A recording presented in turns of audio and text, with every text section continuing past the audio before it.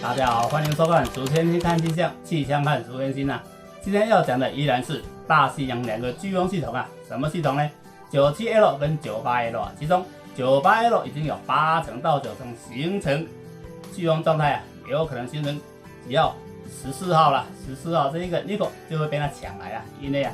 97L 啊昨天形成之后，慢慢走向这边，它的原型比较差，现在变成中间气压值来到1015啊，已经离开这个飓风的状态越来越远了，所以它偏向西北方向之后，渐渐转向东北，朝向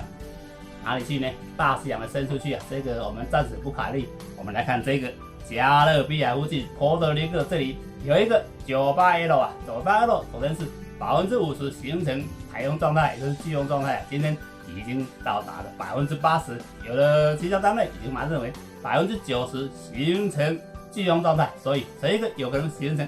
大西洋14号飓风尼古，但是它现在在哪里呢？它现在是在波多黎各的西北方向大概600公里啊。从预测值看来，它现在是1500帕，但是啊，前进速度慢慢的，它现在的中间时速是65啊，每秒是要跑15公尺啊，但是它走的方向好奇怪，原本是在波多黎各的西南方向啊，这样慢慢的穿越波多黎各转向西北方向，但是呢，来到这边之后，它会渐渐降低它的压力，而且越来越形成飓风状态啊，然后转向西北方向，会一直靠近巴拿马。